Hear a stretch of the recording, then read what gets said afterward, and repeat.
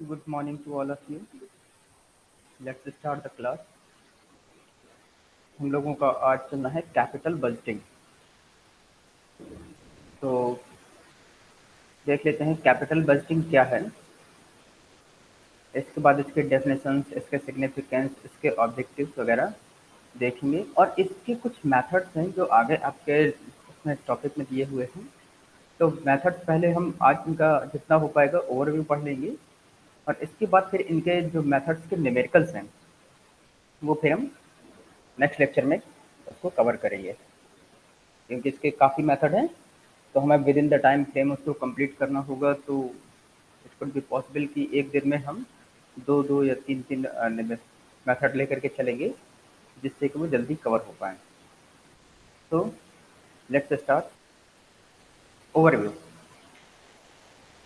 Capital budgeting a decision involving selection of capital expenditure proposal. Capital budgeting में क्या होता है, आपके जो भी एक्सपेंडिचर है, एक्सपेंडिचर का मतलब कि आपको अपने फाइनेंस को कहाँ इन्वेस्ट करना है, इस तरह से इन्वेस्ट करना है कि उसको आपको रिटर्न मैक्सिमम मिले। आपको पास जो फाइनेंस या कैपिटल अवेलेबल है उसको किस तरह से इन्वेस्ट करना है, या कौन से ऐसे प्रोजेक्ट सेलेक्ट करने हैं जहां से आपको मैक्सिमम रिटर्न मिल सके। ठीक। तो कैपिटल बजटिंग इसमें क्या है कि डिसीजन बनाने पड़ते हैं। डिसीजन हमने अभी पीछे पढ़ा था, जो कॉस्ट ऑफ इक्विटी और cost of capital, cost of preference capital में ये सब हमने पढ़ा। तो उसमें क्या था कि हम लोगों को फाइनेंसिंग करनी पड़ती थी कि कैसे हमारा रिटर्न मैक्सिमम, कैसे हमारा रिटर्न मैक्सिमम हो, जिसमें हमने WACC और cost of equity, preference capital, return earning, ये सब हम लोगों ने पढ़ा। तो कैपिटल बजटिंग क्या है, कैपिटल बजटिंग आपको जब कोई न्यू प्रोजेक्ट लॉन्च करना होता है, या अपने बिजनेस को एक्सपेंड करना होता है, या कोई न्यू प्रोडक्ट या सर्विस आप लॉन्च करने वाले होते हैं, तब आपको इस कैपिटल बजटिंग की जरूरत पड़ती है। आपको अपने बिजनेस को एक्सपेंड करने के लिए, किसी न्यू प्रोजेक्ट के लिए इस कैपिटल बजटिंग की रिक्वायरमेंट पड़ती है।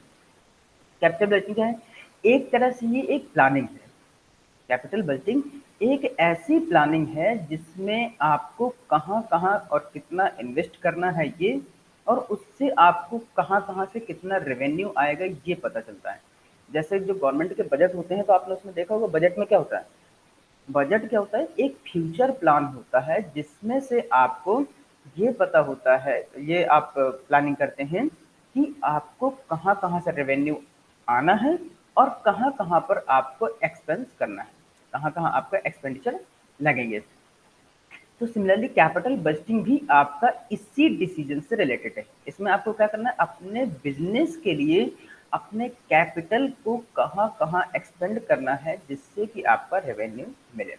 Now it involves the allocation of funds to projects that will have a life of at least 1 year and usually much longer. For example, purchase of plant and equipment, introduce new product in the market. अब example के तौर पर मान लीजिए कि आपको नया product जो है कोई लॉन्च करना है मार्केट में, आपको नया प्रोडक्ट लॉन्च करना है, या आपको कोई प्लांट खरीदना है, कोई मशीनरी खरीदनी है, ये क्या है आपके न्यू प्रोजेक्ट है। तो आप इसमें अपने फंड को एलोकेट कर रहे हैं, you are allocating your fund in these new products. आप इन न्यू प्रोडक्ट्स में अपने फंड्स को एलोकेट कर रहे हैं। तो क्या है, आप कैपिटल में इन्वेस्ट कर रहे हैं, you are investing your fund in the capital gain. आप कैपिटल गेनिंग जो कर रहे हैं उसमें आप फंड को प्लेस कर रहे हैं, और मोस्टली ये 1 साल से ज़्यादा के लिए। एक्चुअली कैपिटल आप में जब इन्वेस्ट करते हैं तो उसका ऑब्जेक्टिव आपका लॉन्गर टाइम का होता है कि आपको उससे रिटर्न लॉन्गर टाइम में मिले। ठीक। Essentially, its goal to is to determine whether the future benefits are sufficiently large enough to justify the current outlet.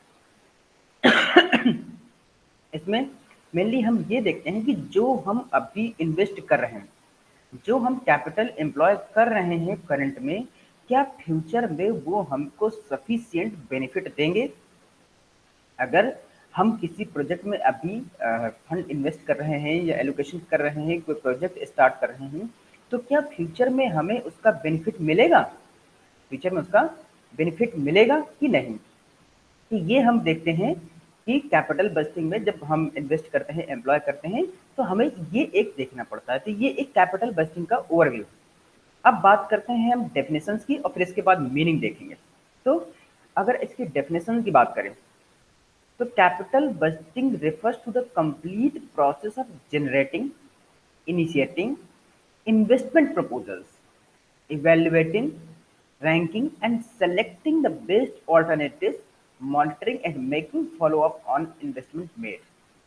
मतलब कि कैपिटल बस्टिंग एक ऐसी प्रोसेस है जिसमें आपको इन्वेस्टमेंट प्रपोजल्स को इनिशिएट करना पड़ता है, उसको इवेलुएट करते हैं, फिर आपके पास जो अल्टरनेटिव्स होते हैं उनकी रैंकिंग करते हैं, उनकी मॉनिटरिंग।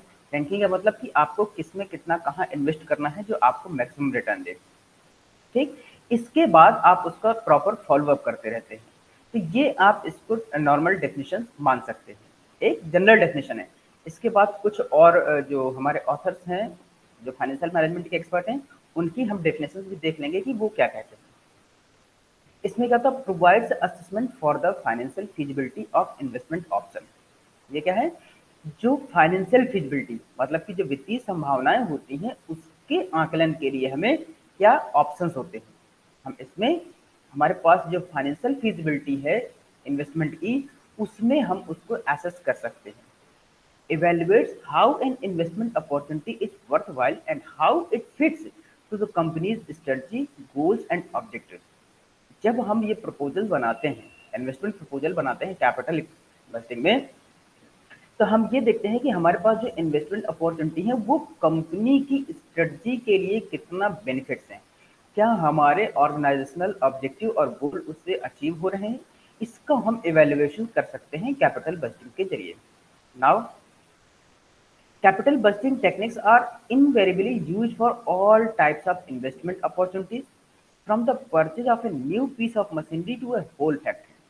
जो कैपिटल बस्टिंग की टेक्निक्स हैं वो लगभग लगभग सभी तरह के इन्वेस्टमेंट में अप्लाई हो जाती हैं, सभी तरह के इन्वेस्टमेंट में अप्लाई होती हैं। आप वो चाहे कोई एक न्यू मशीनरी खरीदनी हो, चाहे एक पूरा होल प्लांट खरीदना हो, आपको एक पूरा नया ऑर्गेनाइजेशन सेटअप करना हो, कैपिटल बस्टिंग की ये सारी टेक्निक्स लगभग लगभग सभी इन्वेस्टमेंट अपॉर्चुनिटीज में फिट बैठ जाती हैं ये।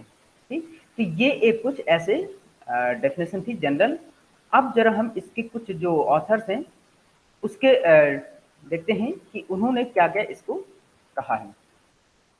The process through which different projects और evaluated is known as capital wasting. एक ऐसी प्रोसेस जिसके जरिए हम अलग अलग प्रोजेक्ट्स को इवेल्युएट करते हैं वो आपकी कैपिटल बस्टिंग कहलाती है।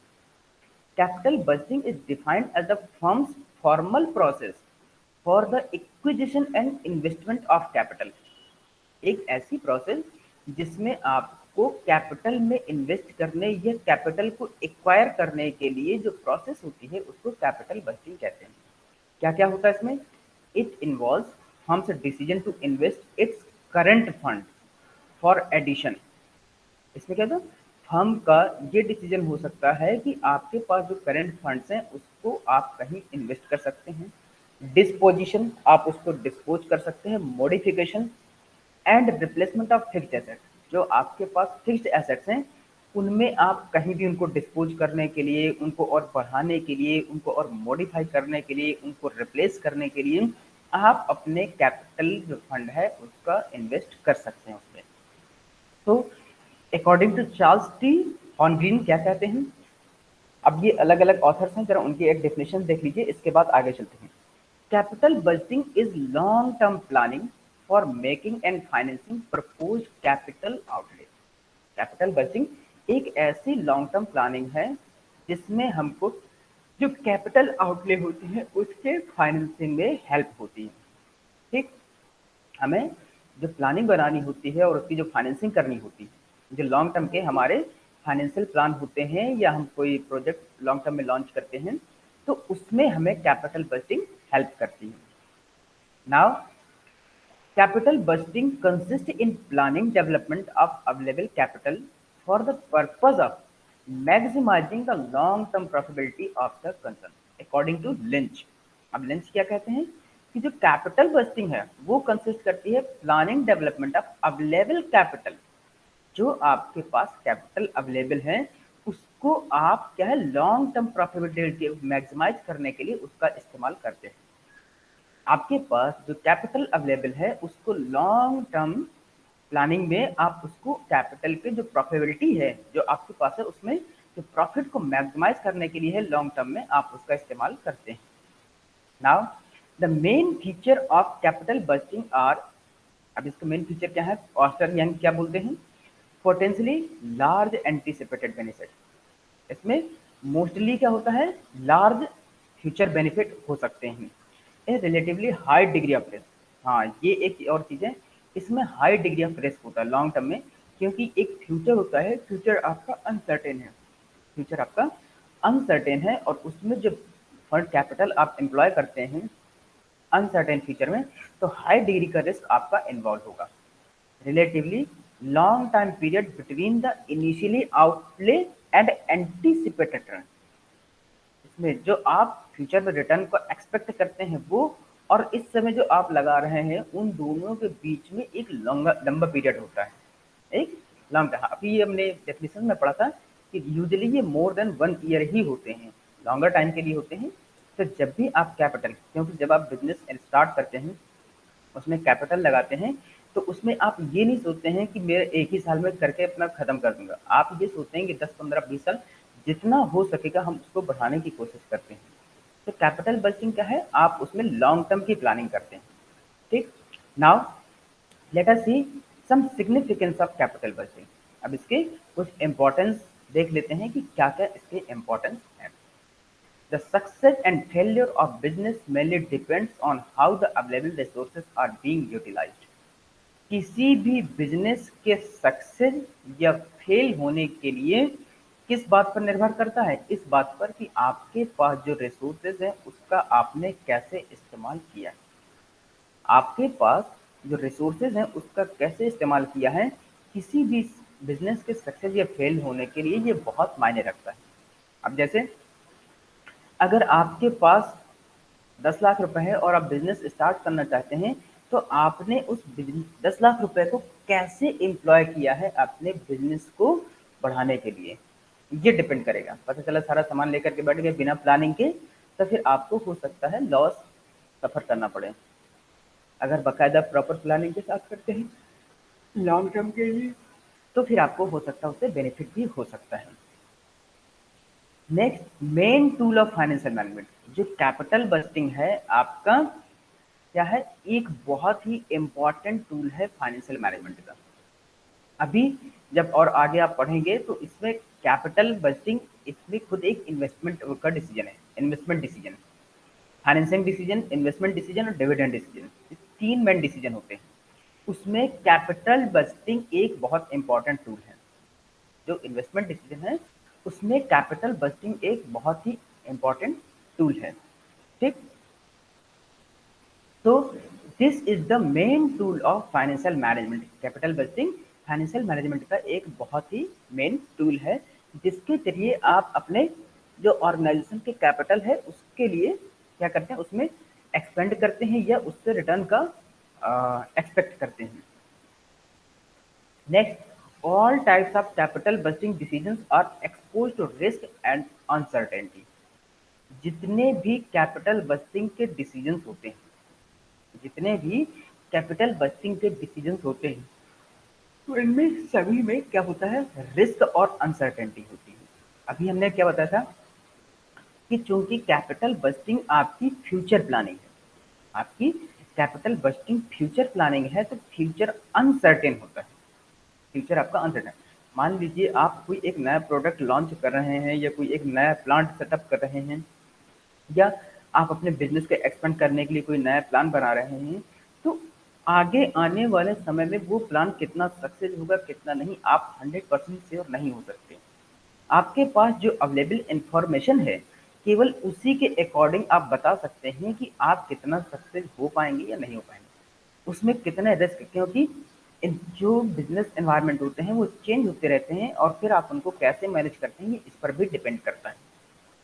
तो जितने भी कैपिटल बस्टिंग के डिसीजन है उनमें रिस्क और अनसर्टेनिटी मोस्टली बनी रहती है।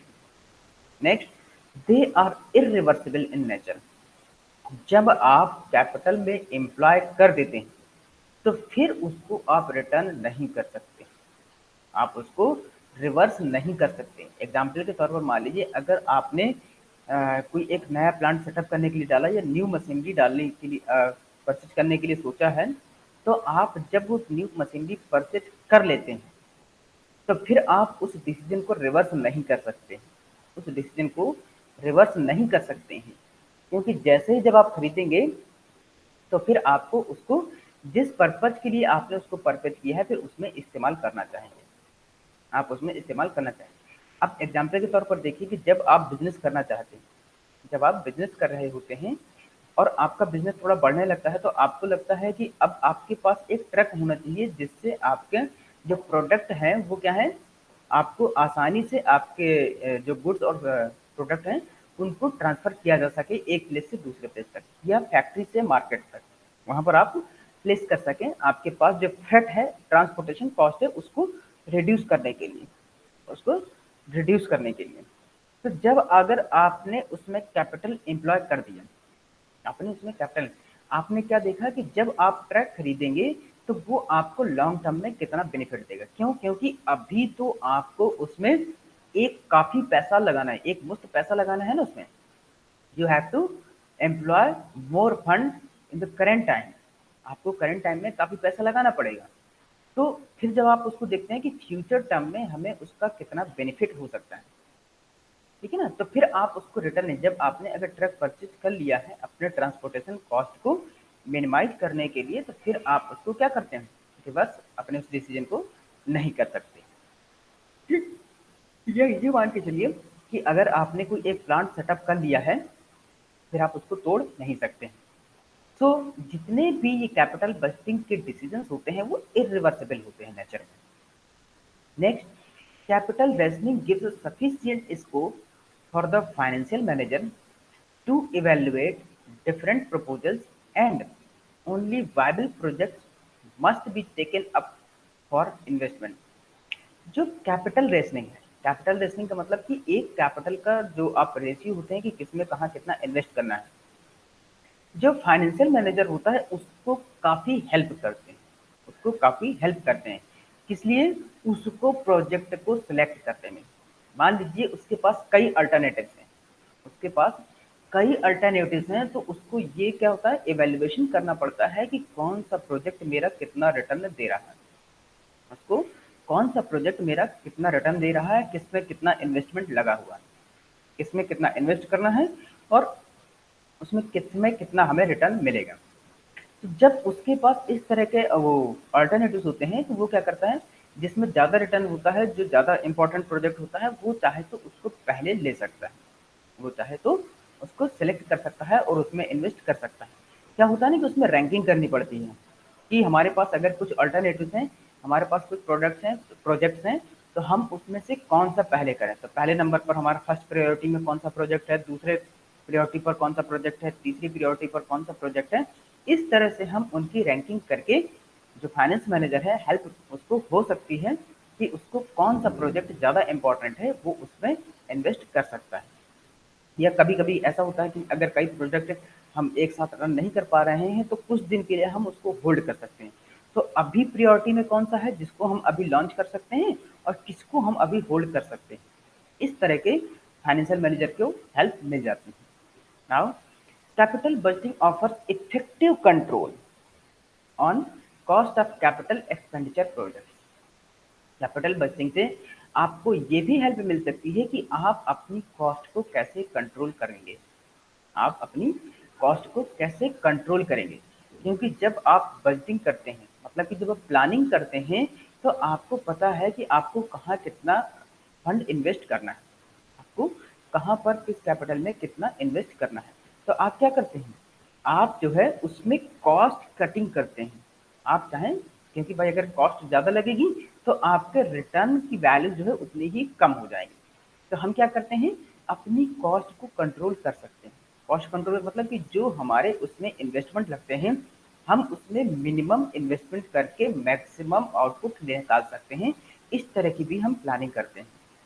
हम अपने कम से कम इन्वेस्टमेंट करके मैक्सिमम आउटपुट निकालने की कोशिश करते हैं। सबसे पहले ऊपर दिया ना, available resources are being utilise, किस तरह से आप उनको यूटिलाइज कर रहे हैं। तो वो कब होगा, जब आप कॉस्ट कंट्रोल करेंगे। आपके पास जो रिसोर्सेज हैं, जो आप रॉ मटेरियल परचेज करते हैं, जो इन्वेंट्री आप स्टॉक करते हैं, आप जो ट्रांसपोर्टेशन कॉस्ट देते हैं, जो आपकी मैन्युफैक्चरिंग कॉस्ट है, जो आपकी प्रोडक्शन कॉस्ट है, इन सब की कॉस्ट को आप कैसे कंट्रोल करेंगे। कॉस्ट कंट्रोल करेंगे।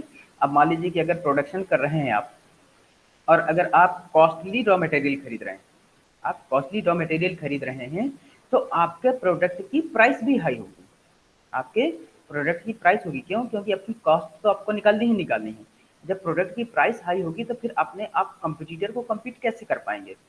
तो कैपिटल बजटिंग क्या होता है, आपको कॉस्ट कंट्रोल करने के लिए हेल्प करता है। It helps the management to avoid over investment and under investment. Capital budgeting में ये भी होता है कि आप एक्स्ट्रा इन्वेस्टमेंट ना कर पाएँ, और ये ऐसा भी ना हो कि आप बहुत ही कम इन्वेस्टमेंट करें, जिससे आपके जो प्रोजेक्ट है उसका आपको फुल बेनिफिट ना मिल पाए। इसमें आपको क्या होता है, ऐसा भी नहीं होना चाहिए कि आप ज़रूरत से ज़्यादा इन्वेस्ट कर दें एक ही प्रोजेक्ट में, और ऐसा भी नहीं होना चाहिए कि आप बिल्कुल ही कम कर दें कि आपको उसका फुल बेनिफिट ना मिले। तो कैपिटल बजटिंग इस बात के लिए भी हेल्प करती है कि आप आपके आपके पास जो फंड है, उस कैपिटल इन्वेस्टमेंट को कितने बेहतरीन ढंग से कर पाते हैं, जिससे आप अपनी कैपिटल का फुल यूटिलाइजेशन कर सकें, आप उसका ऑप्टिमम यूटिलाइजेशन कर सकें, जिससे आपको उसका मैक्सिमम बेनिफिट हो। ठीक। तो ये आपके कुछ सिग्निफिकेंस या इंपॉर्टेंस हैं, आप कह सकते हैं कैपिटल बजटिंग के। अब देखिए इसकी प्रोसेस क्या होती है। आपके सिलेबस का मेन टॉपिक यही है कि इसकी प्रोसेस क्या है।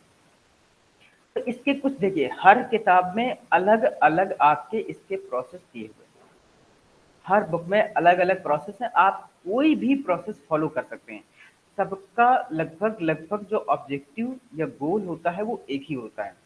गोल या ऑब्जेक्टिव एक ही होगा, लेकिन स्टेप के नाम कहीं कहीं अलग हो सकते हैं। हर बुक में अलग है। जैसे अगर खान एंड जन लेंगे तो उसमें अलग होगा, रवि किशोर लेंगे तो उसमें अलग होगा, आई एम पांडे लेंगे तो उसमें अलग होगा। लेकिन लगभग लगभग टारगेट सबका एक ही होता है एट द एंड, क्या कि आपको जो आपने कैपिटल एम्प्लॉय किया है उसको एवेल्यूएट करके उसको सही से इम्प्लीमेंट करना।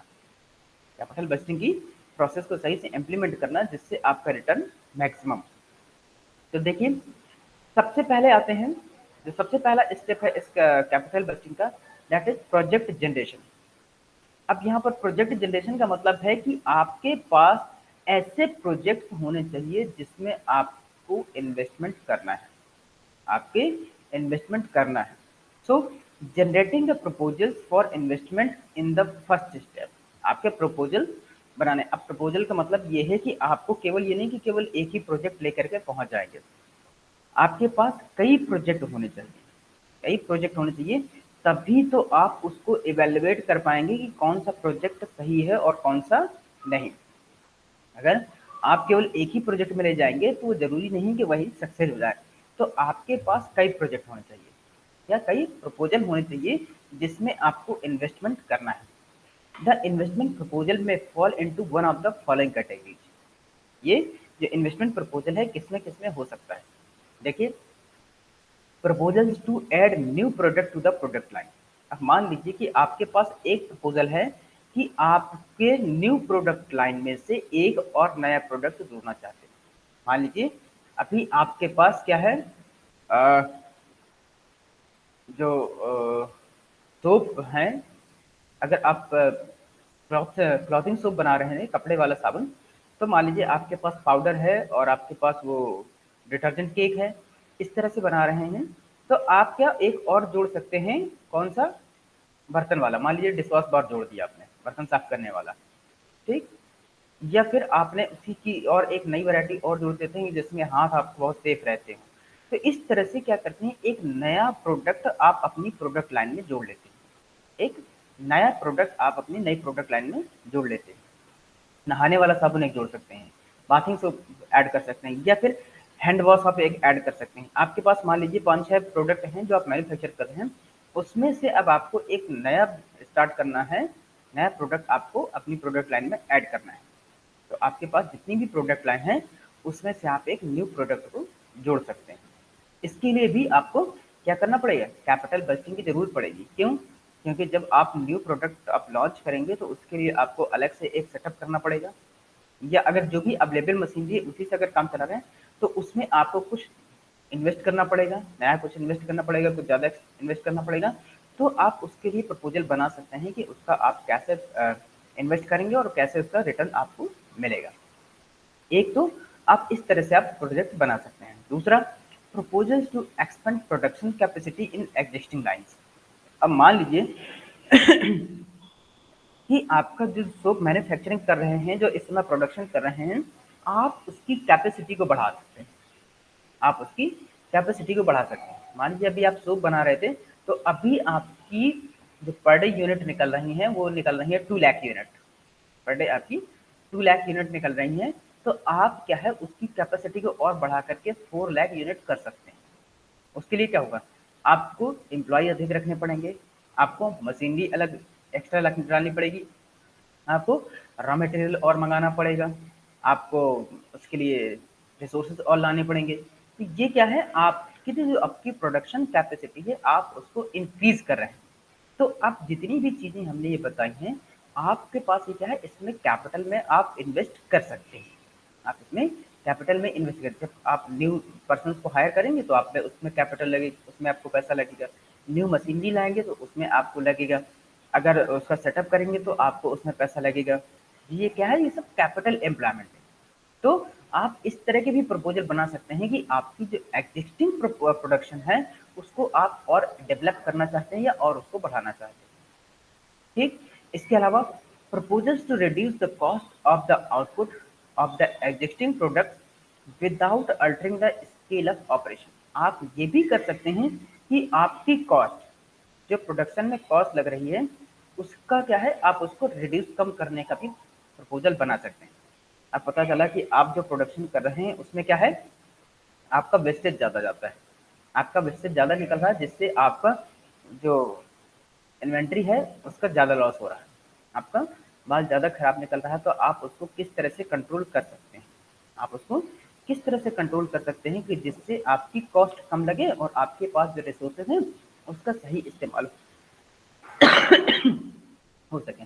और वो भी जो इस समय आपके पास प्रोसेस अवेलेबल है, जो आपके पास प्रोसेस अवेलेबल है उसी को, उसमें बिना ज़्यादा कोई चेंज किए हुए, उसमें बिना ज़्यादा चेंज किए हुए आप चाहें तो अपनी कॉस्ट को रिड्यूस कर सकते हैं। क्योंकि जैसे ही अगर चेंज करेंगे तो फिर हो सकता है कि उसमें आपको और कॉस्ट एम्प्लॉय करना पड़े। जब कॉस्ट अप्लाई करेंगे तो आपकी कॉस्ट भी बढ़ जाएगी। और आपका प्रपोजल देखिए, आपको कॉस्ट को घटाना था और अब क्या है, आपकी कॉस्ट अब बढ़ रही है। तो आप अपनी कॉस्ट को रिड्यूस कर सकते हैं। जैसे कि हमने अभी एक एग्जांपल बताया कि आप जब रॉ मटेरियल मंगाते हैं तो आपको बार बार ट्रांसपोर्टेशन कॉस्ट देना पड़ता है, आपको बार बार ट्रांसपोर्टेशन कॉस्ट देना पड़ता है। तो आपने एक अपना खुद का एक जो व्हीकल है वो खरीद लिया और उससे अब जो है आपका जो मटेरियल है वो आ रहा है। उससे क्या होगा, आपको बार बार कॉस्ट नहीं देना पड़ेगा, केवल आपको जो फ्यूल का एक्सपेंसेस है वो होगा और लॉन्ग टर्म में आप अपनी उस कॉस्ट को कवर कर पाएंगे। तो इससे क्या होगा, आप अपनी जो फ्यूचर कॉस्ट है आप उसको रिड्यूस कर रहे हैं। ठीक। अगला आप कर सकते हैं सेल्स कैंपेनिंग कर सकते हैं, trade fair people in the industry कर सकते हैं, R&D इंस्टीट्यूट आप स्टेब्लिश कर सकते हैं। Conferences and seminar will offer wide variety of innovation on capital asset for investment. ये सारे के सारे क्या हैं, आपके प्रोजेक्ट्स हैं, ये आप इनमें कहीं भी कर सकते हैं। जैसे सेल्स कैंपेन का मतलब है कि आपको अपने सेल्स को बढ़ाने के लिए कैंपेन एडवर्टीजमेंट करना है, कुछ फ्री सैंपल देना, या आप लोगों को अट्रैक्ट करने के लिए कुछ गिफ्ट देना। आपने देखा होगा कि जब भी कोई कंपनी नया प्रोडक्ट लॉन्च करती है तो कुछ फ्री के सैंपल भी देती है, कुछ फ्री के सैंपल भी देती है। सेल्स कैंपेन क्या है, अपनी सेल्स को बढ़ाने के लिए। जैसे अभी देखिए, अगर आपने कभी ध्यान दिया हो तो जो न्यूज़पेपर वगैरह आते हैं तो कुछ शैम्पू वगैरह होते हैं ना, पेपर में स्टिक होके आते हैं। वो क्या करते हैं, वो इस बात के लिए रहते हैं कि क्योंकि आपको उसमें इंफॉर्मेशन मिल जाए कि ये कंपनी है और इस कंपनी के पास ये प्रोडक्ट है। ठीक है। ट्रेड फेयर आप कर सकते हैं।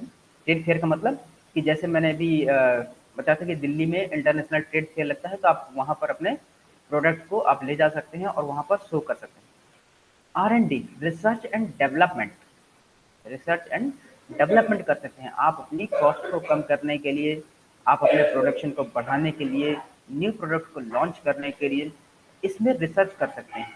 तो इसमें भी आप क्या कर सकते हैं, कैपिटल एम्प्लॉय कर सकते हैं कि आपके मोस्टली मोस्टली जो बड़े बड़े ऑर्गेनाइजेशन हैं उनमें एक R&D डिपार्टमेंट होता है, उनमें एक R&D डिपार्टमेंट होता है जो हमेशा इस बात के लिए सर्च करता रहता है कि उनके प्रोडक्ट को कौन सा नए फीचर के साथ कब उसको इम्प्रूव करना है। आपने देखा होगा कि प्रोडक्ट वही रहते हैं, लक्स है, आप कोल्ड ड्रिंक के देखिए, बिस्किट के देखिए, उसमें हर कुछ दिन बाद जो है नया अपग्रेड लेके आते हैं, चाहे पैकेजिंग में चेंजेस हो, चाहे उसकी क्वांटिटी में हो, चाहे क्वालिटी की बात हो, चाहे फ्लेवर की बात हो, कुछ ना कुछ चेंजेस उसमें करते रहते हैं। अभी देखिए, जब फेयर एंड लवली का था तब उसका नेम ही बदल दिया उन्होंने, ग्लो एंड लवली हो गया। पहले उसकी पैकिंग दूसरी थी, अब उसकी पैकिंग दूसरी हो गई। ऐसे बहुत सी चीजें हैं जो आपको करते रहते हैं। इससे क्या है, कस्टमर्स को अट्रैक्ट करने के लिए, कस्टमर्स को अट्रैक्ट करने के लिए हम इस तरह के कैंपेन करते रहते हैं। तो ये क्या है, आप इसमें भी कैपिटल एम्प्लॉय कर सकते हैं। नेक्स्ट स्टेप है प्रोजेक्ट इवैल्यूएशन। ये आपका क्या था, प्रोजेक्ट जनरेशन, जहां पर आपको ये भी कह सकते हैं कि आपको इन्वेस्टमेंट प्रपोजल सर्च करने हैं, आपको इन्वेस्टमेंट प्रपोजल सर्च करने हैं कि आपको कहाँ कहाँ इन्वेस्ट करना है। ये प्रोजेक्ट जनरेशन कह लीजिए, चाहे इन्वेस्टमेंट सर्च प्रपोजल कह लीजिए। दूसरा है प्रोजेक्ट इवैल्यूएशन, आपका प्रोजेक्ट इवैल्यूएशन करना है। Now it involves two step, अब इसमें दो स्टेप हैं। पहला क्या है, estimation of benefits and cost. सबसे पहले तो आपको ये देखना है कि आपको इसमें कितना इन्वेस्ट करना है और इसमें कितना आपको बेनिफिट मिलेगा। The benefit and cost are measured in terms of cash flows. Cash flow का मतलब आपको कितना कैश लगना है। अभी ये कैश फ्लो जो है हम इसका आगे के टॉपिक है आपका एस्टिमेशन ऑफ कैश फ्लो, उसमें भी पढ़ेंगे। The estimation of the cash inflows and cash outflows mainly depends on future uncertainty. The risk associated with each project must be carefully analyzed and sufficient provisions must be made for covering the different types of risk. हमने अभी बताया कि future आपका uncertain है। जब भी आप project launch करते हैं या कोई नया प्रपोजल आप उसमें इन्वेस्ट करते हैं तो क्या होता है, आपको उसको प्रॉपर मॉनिटरिंग करनी पड़ती है। उसमें क्या होता है कि अब ऐसा नहीं कि एक बार आपने फंड इन्वेस्ट कर दिया और शांति से बैठ गए, उसको टाइम टाइम पर उसमें कहाँ कितना इन्वेस्टमेंट करना है ये भी होता है, सारा एक बार में ही इन्वेस्ट नहीं होता। तो आपका कैश कितना उसमें लग रहा है और उससे आपको कितना रिटर्न मिल रहा है, ये डिपेंड करता है आपके फ्यूचर पर। ये डिपेंड करता है आपके फ्यूचर पर कि आपका प्रोजेक्ट कितना स्मूथली रन कर रहा है, आपका प्रोजेक्ट कितना स्मूथली रन कर रहा है, ये इस बात पर डिपेंड करता है।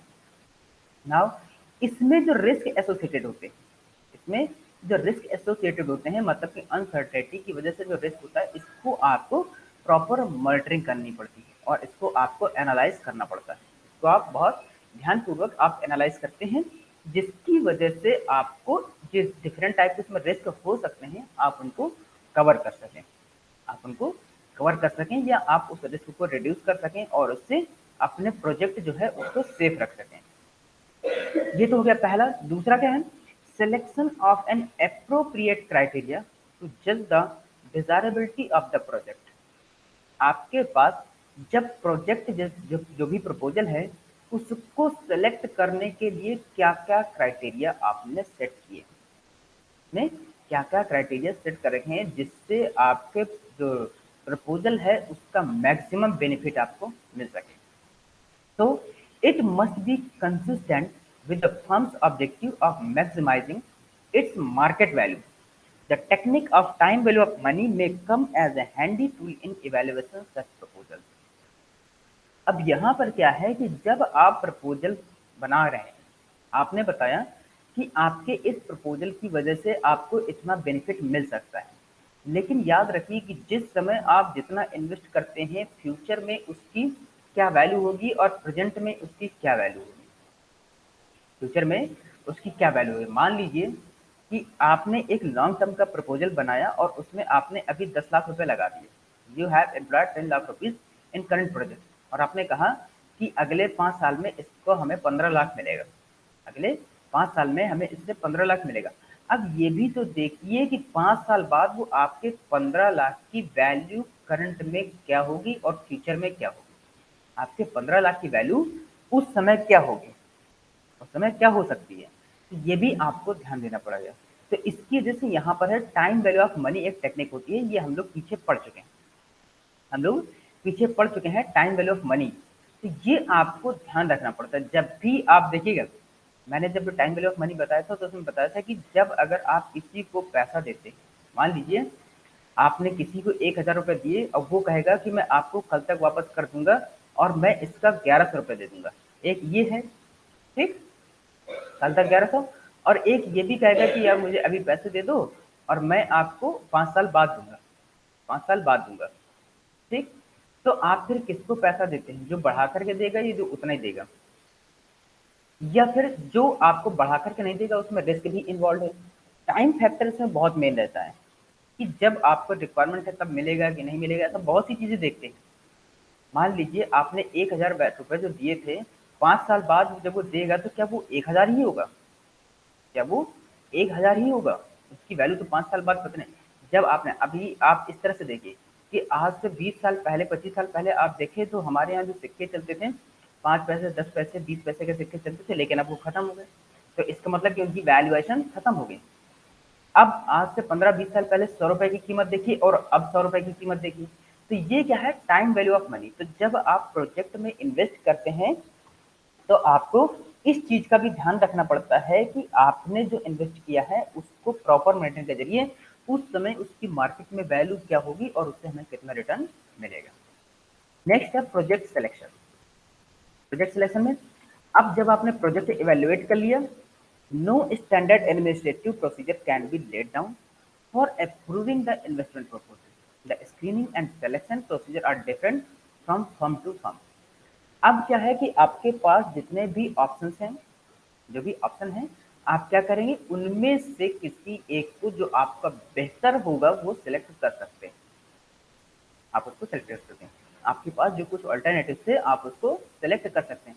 याद रखिएगा, सिलेक्ट करने के लिए आपके पास कोई भी ऐसा हार्ड एंड फास्ट रूल नहीं है, कोई भी ऐसा पैमाना नहीं है। आप जो स्क्रीनिंग कर रहे हैं, आपका जो उसमें इन्वेस्टमेंट प्रपोजल आपने जो उसमें दिखाया है, केवल उसी के बेस पर आप सिलेक्ट कर रहे हैं। और हर ऑर्गेनाइजेशन का, हर कंपनी का ये अलग अलग प्रोजेक्ट सिलेक्शन हो सकता है। अब जरूरी नहीं कि 200 कंपनी है, मान लीजिए एक रिन है एक घड़ी है, और दोनों का अगर कोई प्रोजेक्ट लॉन्च कर रहे हैं तो दोनों के प्रोजेक्ट सिलेक्शन का क्राइटेरिया एक ही हो, वो डिफरेंट डिफरेंट हो सकता है दोनों को अपने देखने का। तो the screening and selection procedure are different from firm to firm. आपको क्या करना है, आपके पास जो अल्टरनेटिव हैं आप उसमें से सेलेक्ट कर सकते हैं अपने प्रोजेक्ट को। आपके पास क्या प्रपोजल थे, आप चाहे न्यू प्रोडक्ट लाइन का हो, या आपको बिजनेस को एक्सपेंड करना हो, या प्रोडक्शन कैपेसिटी को बढ़ाना हो, ये इनमें से जो भी आप सेलेक्ट करना चाहें वो सेलेक्ट कर सकते हैं। ये फर्म वाइज अलग अलग हो सकता है, ठीक। अगला है project evaluation. Once the proposal for capital expenditure is finalise. अब जब आपका प्रपोजल एक बार कैपिटल लगाने के लिए फाइनल हो जाता है, it is the duty of the finance manager to explore the different alternatives available for acquiring the fund. अब क्या है, अब ये फाइनेंस मैनेजर की ड्यूटी है कि वो उस प्रोजेक्ट के लिए जो different different sources of fund हैं, जो अल्टरनेटिव अवेलेबल हैं, किसके लिए, फंड्स को रेज करने के लिए, वो इनको एक्सप्लोर करें।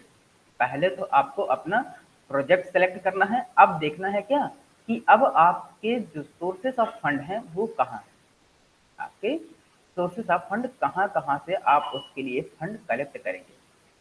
ही has to prepare capital budget, उसको कैपिटल बजट तैयार करना पड़ेगा।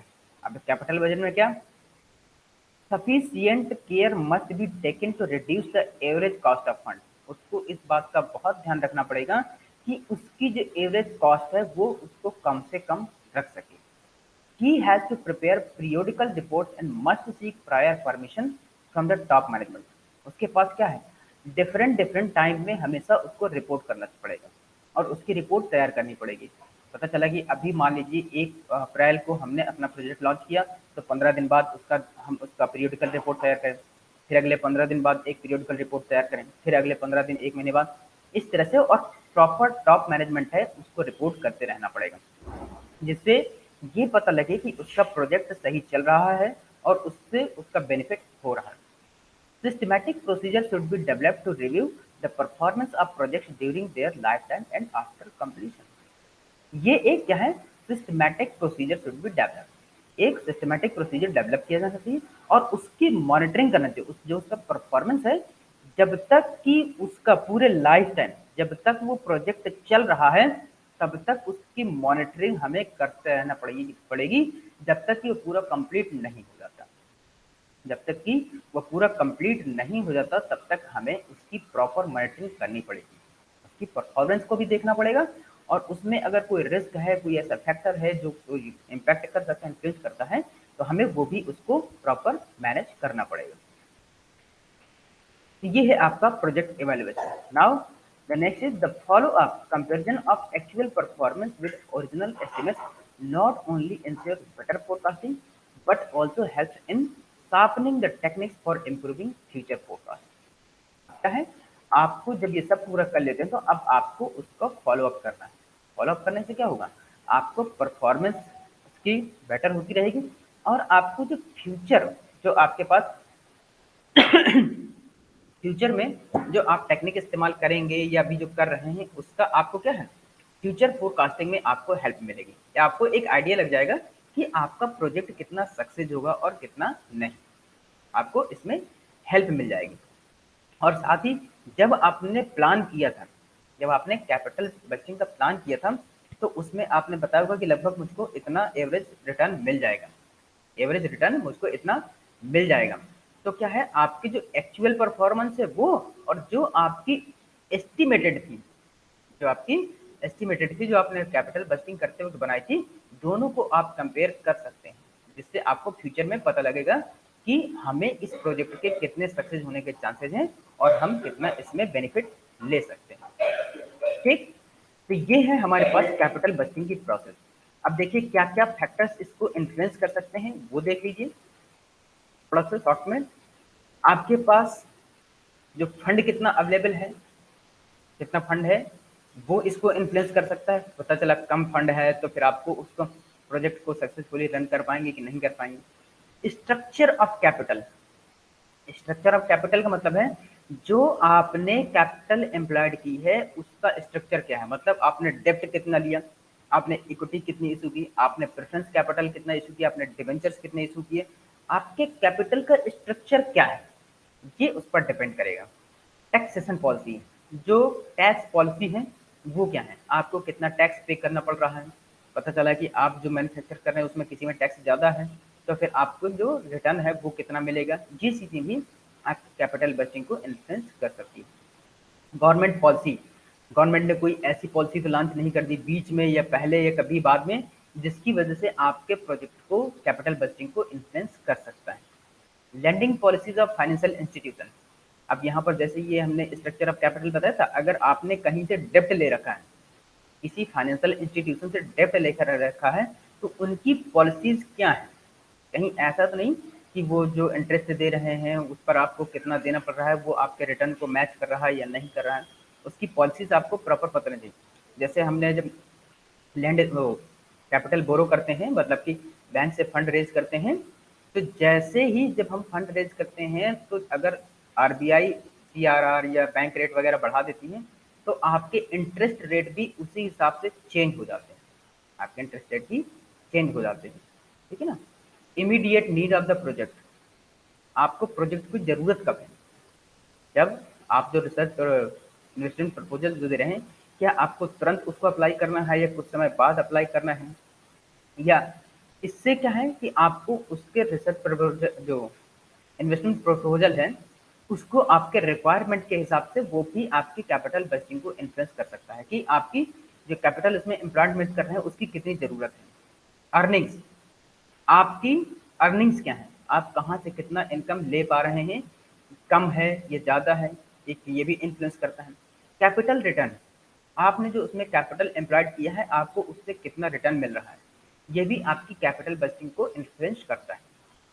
Economical value of the project, अब आपने जो प्रोजेक्ट बनाया है उसकी इकोनॉमिकल वैल्यू, इकोनॉमिक वैल्यू कितनी, आपने जो लॉन्च किया है प्रोजेक्ट उसका कितना है। मान लीजिए कि जब, क्योंकि आपको बजट बनाना पड़ता है कि आपको प्रोजेक्ट बनाने के लिए आपको इतने बजट की जरूरत है, इतना आपको फंड चाहिए, ठीक है ना।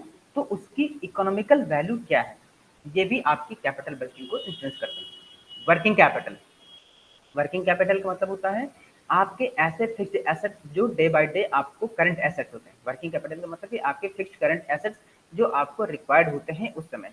जब ये वर्किंग कैपिटल का आपके अगले यूनिट में भी आएगा, इसको बहुत अच्छे से पढ़ेंगे फिर हम लोग वहाँ पर। वर्किंग कैपिटल, ठीक। फिर अकाउंटिंग प्रैक्टिस, अकाउंटिंग प्रैक्टिस का मतलब कि आपके जो वहाँ पर प्लान बनाने वाले हैं, जो आपको फंड प्रोवाइड कर रहे हैं, उसका सही से मॉनिटरिंग हो रही है या नहीं हो रही है, आप उसके जो पैसा टाइम टू टाइम मिल रहा है कि नहीं मिल रहा है जो हमें उसमें चाहिए, ये भी आपकी कैपिटल बजटिंग को इन्फ्लुएंस करता है। Trend of earnings, trend of earnings का मतलब है जो टाइम टाइम पर आपको जो रिटर्न मिल रहा है वो कितना मिल रहा है, अकॉर्डिंग सही मिल रहा है या कम मिल रहा है, तो आपको उसको भी मॉनिटर करना चाहिए। ये सारे ऐसे फैक्टर्स हैं जो आपकी कैपिटल बजटिंग को इन्फ्लुएंस कर सकते हैं या करते हैं। अब इसके बाद आगे आता है मेथड्स ऑफ कैपिटल बजटिंग। इसमें दो तरह के मेथड हैं, एक ट्रेडिशनल है, एक डिस्काउंटेड कैश फ्लो है। तो ये हम लोग बाद में पढ़ेंगे, ये हम लोग बाद में पढ़ेंगे, क्योंकि अब हमें जब ये पढ़ेंगे तो हम सीधे ये सारे मेथड पढ़ेंगे और इनके एक एक न्यूमेरिकल भी करेंगे, हम लोग इनके एक एक न्यूमेरिकल करेंगे। तो ये आपका जो कैपिटल बजटिंग की प्रोसेस है वो पूरी कंप्लीट हो गई। अब यहाँ तक अगर किसी को कोई प्रॉब्लम हो तो पूछ सकता है, और सभी लोग अपने जो है चैट बॉक्स में नाम लिख दीजिएगा जरूर प्लीज।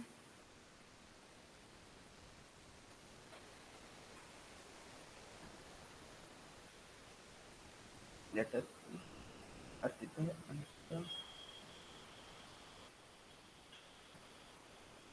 ठीक।